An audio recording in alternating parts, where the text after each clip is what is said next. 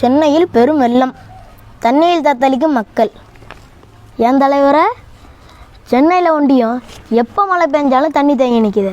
அதுக்கு என்ன தலைவரை காரணம்? கூவத்தில் கொண்டு போய் குப்பையை போட்டால் அப்புறம் நம்ம குந்திருக்கிற இடத்துல தான் தண்ணி வரும். அதை ஒன்றும் தடுக்க வாய்ப்பு இல்லையா தலைவரே?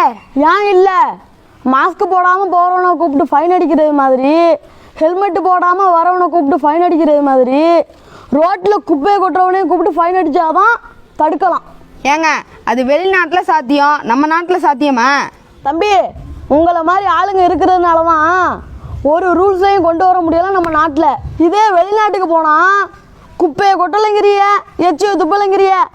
இதே நம்ம நாடுன்னா குப்பையை கொட்டுறிய, எச்சியை துப்புறிய, அப்புறம் வீட்டுக்குள்ளே தண்ணி வந்தால் கத்துறிய. அண்ணே, ரொம்ப அருமையாக சொன்னீங்கண்ணே. வெளிநாட்டில் குப்பையை கொட்டினா வேலையும் போயிடும், வேலை பார்த்த சம்பளமும் போயிடும். அதே நம்ம நாட்டில் குப்பையை கொட்டினா நாடு நாசமாக போகுங்கிறது எவனுக்குமே தெரியலை.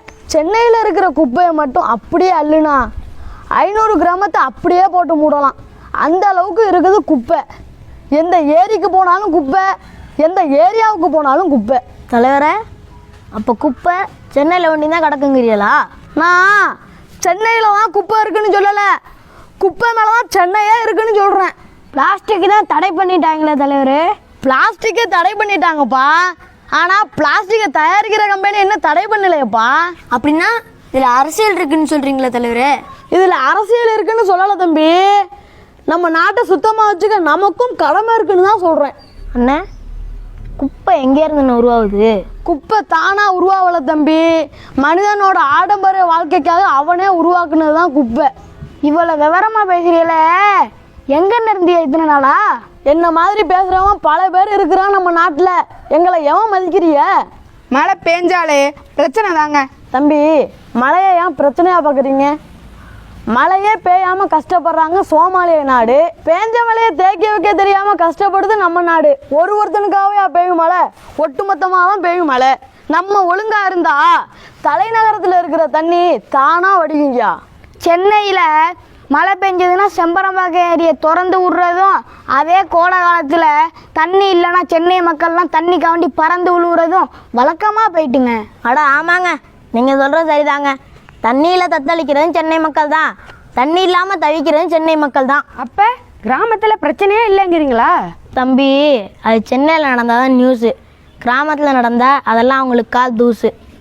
கிராமத்தெல்லாம் கண்டுக்க மாட்டாங்கய்யா. சென்னையில் 1000 பேர் வந்து போகிற இடம், அங்கே தான் கவனத்தை செலுத்துவாங்க.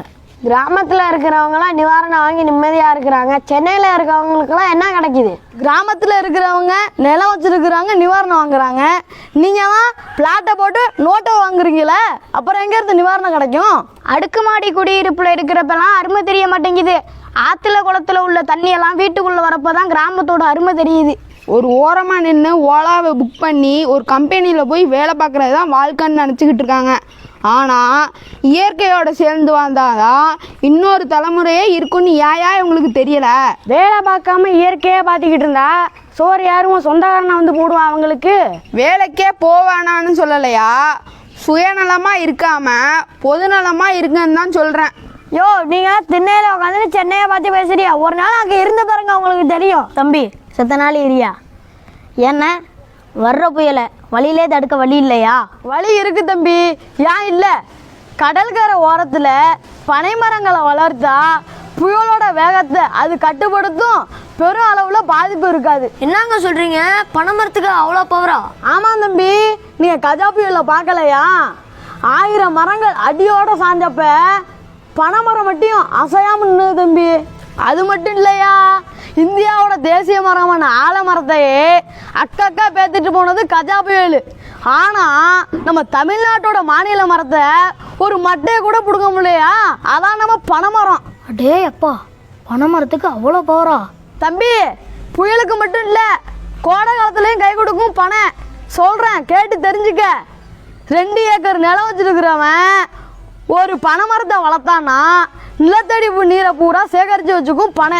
ஏ அப்பா, பனைமரத்துக்கு இவ்வளோ பவரா? தம்பி, பனையை பற்றி சொன்னது 10 பாயிண்ட் தான்ப்பா, இன்னும் பல கோடி பாயிண்ட் இருக்குது. அப்போ நம்ம ஊர்லேயும் நாளைக்கே பனைமரத்தை நட வேண்டியதுதான். நட்டு தண்ணியை ஊற்றி நாட்டை நம்ம காப்பாற்றுவோம்யா. தம்பி, நட்டா போதும், தண்ணியெல்லாம் ஊற்ற தேவையில்லை. தானாக வளரும் தன்மையுடையது பனை. அதை நட்டால் நம்ம நாட்டுக்கு வராது வினை.